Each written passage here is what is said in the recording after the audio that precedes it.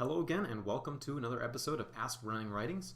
Today we're going to be looking at interval workouts and specifically the recovery during your interval workout. So we're doing an interval workout. Let's say it's 6 by 800 meters at 5K pace with 2.5 minutes recovery. The question is, what do you do during that 2.5 minute recovery?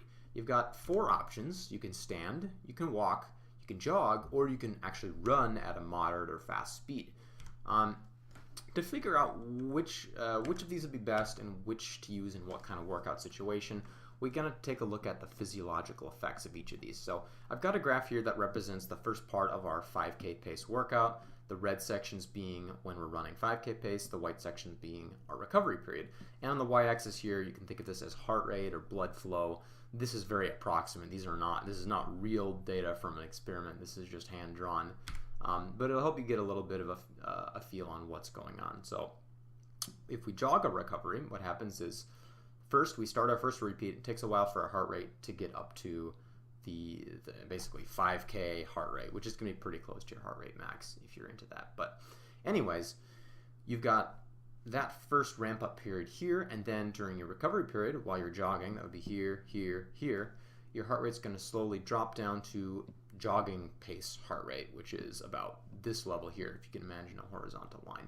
Now, if you compare that to walking, the heart rate it takes to maintain a walking speed is much lower. And so during that recovery, you'll have your heart rate drop more, and also you have a little bit of a delay between when your heart rate gets back up to its maximum value, just because you have to work all the way up through that greater range of heart rates until you get to your 5K pace heart rate again. That's only magnified if you're just standing around. So again, the thing to notice here, your heart rate drops more, also takes longer to get back up to 5K pace heart rate. And if we're actually talking about running at a reasonable speed, the opposite is true. Our heart rate does not drop very much, and it takes not as long to get back up to 5K pace heart rate again. So keeping this in mind, we'll take a look at standing, walking, jogging, and running.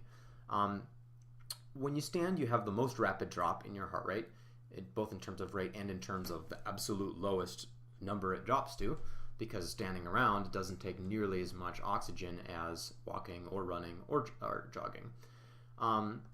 Your blood supply also drops. Because your heart rate is lower, you don't have as much blood flowing through your circulatory system, and so there's less oxygen available for you to clear out the crap in your legs. You also lose something called the skeletal muscle pump, and that is a cool little effect where when your muscles are contracting and relaxing in an alternating fashion, you get like a pump-like function that actually helps prevent blood from pooling in your extremities.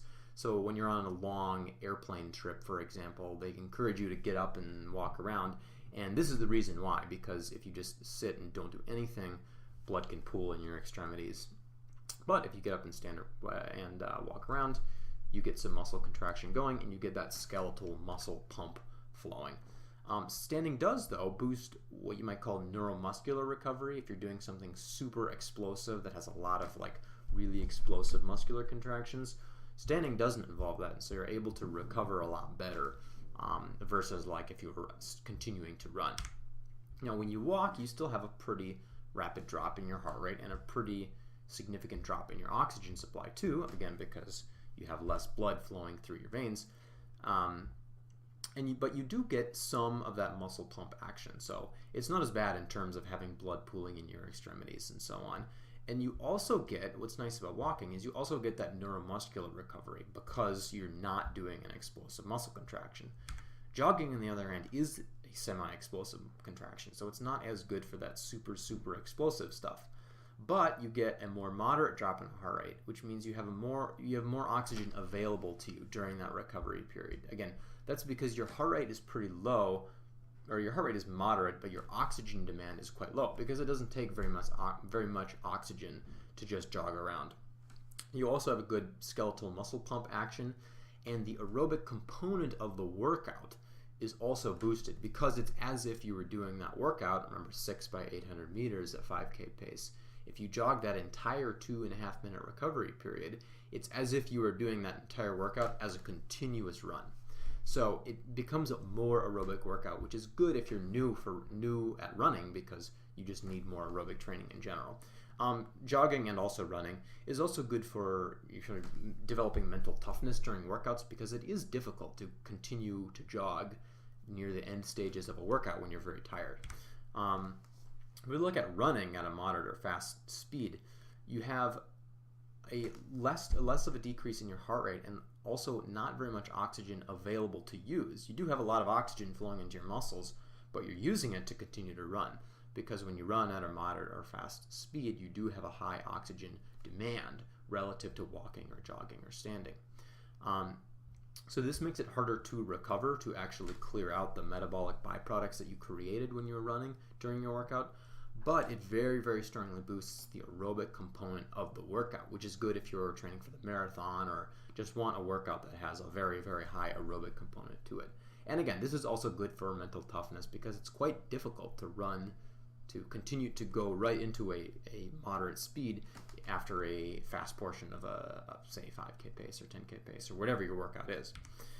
So standing recovery, I don't really recommend you use that ever for running workouts. You just don't get much of a benefit from it. You're much better off walking or preferably jogging for most workouts.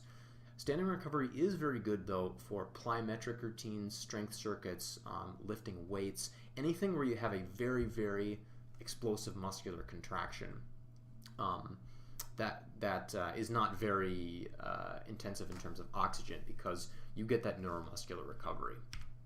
Walking recovery is good for kind of two ends of the workout spectrum. If you're running really, really fast or really, really long, and your recovery is either really, really short or really, really long, that's when you want to use walking recovery. So if you're doing something like 30 by 150 at mile pace with only 25 seconds recovery, this is sort of a pseudo threshold workout if you're a middle distance runner. This would be a time when you'd use walking recovery, because your recovery is so short that you would just want to drop your heart rate as quick as possible, because you're going to start running right away. Now on the opposite end of the spectrum, you have something like 3 by 500 meters at 800 meter pace, or maybe 3 by 800 at mile pace with 6 or 8 minutes recovery, very, very long recovery. So you'll want to walk for at least some of that recovery. Now, I recommend that you jog for some of it. You maybe walk for a minute, jog for a minute, alternate that during the recovery period. But this is not the kind of workout when you'd want to jog the entire thing, because you don't want this to become an aerobic workout. This is a very highly race-specific workout, and you want to be as recovered as possible for it. The final case when you'd use walking recovery is for something that is extremely fast, so like 150s at 400 meter pace. The reason you'd use walking recovery here is because, again, like plyometrics or lifting weights, this is essentially a very neuromuscularly intensive workout. You have some very explosive contractions going on in your leg muscles, and you want to recover as much as possible. Jogging recovery is probably the best in most cases. I recommend you use it for most of your interval workouts, because you get that balance between having good recovery, because you don't have very much oxygen demand, but also good clearance of waste, because you have a lot of oxygen available. Your heart rate's at a moderate level, but your oxygen demand is pretty low. And this, like I said before, this has some aerobic benefits if you're doing like a moderate early season workout, or if you're just new at running and you need more aerobic stimulus in your training because you're not in very good aerobic shape. So these workouts here run the whole gamut from 200s at mile pace, 1000s at anaerobic threshold, 1000s at 5K pace, pretty much whatever you want to do. Running recovery at a moderate or fast pace, this is a pretty specific to a couple different kinds of workouts when you'd want to use this.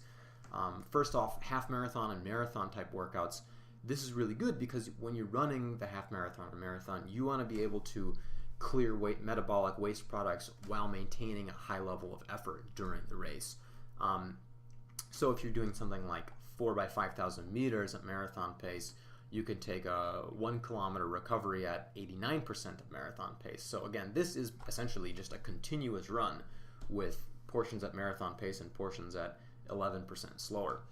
The two other cases where you'd want to use real running recovery versus just an easy jog is something like an early season fartlek. So maybe you go out, you do your regular 9-mile loop, but to make it a little bit of a more high-end aerobic or early season type 5K effort, workout, you can add in maybe 6 by 3 minutes, 5 by 5 minutes, something like that, with the recovery in between being at your easy run pace or a moderate pace instead of just jogging. So that gives you a more of a high-end aerobic type continuous run stimulus versus an actual race pace specific stimulus. The last example is in like pace change or surge workouts. This is pretty advanced stuff, and this is something you'd want to use if you were specifically preparing for a championship race, like maybe your section meet, your state meet, the NCAA championships, or if you're a pro runner, USATFs. So you might do something like 2,400 meters continuous, alternating 200s at mile pace, and then 10 seconds per 200 slower than mile pace. This is an adaptation of the famous 30-40 workout where elite runners will run 200 meters in 30 seconds and then 200 meters in 40 seconds, and just do that continuously as long as they can. There are a lot of other variations you can do in terms of changing paces, where maybe you do 800 meters with the first 500 at race pace and then you accelerate or whatever.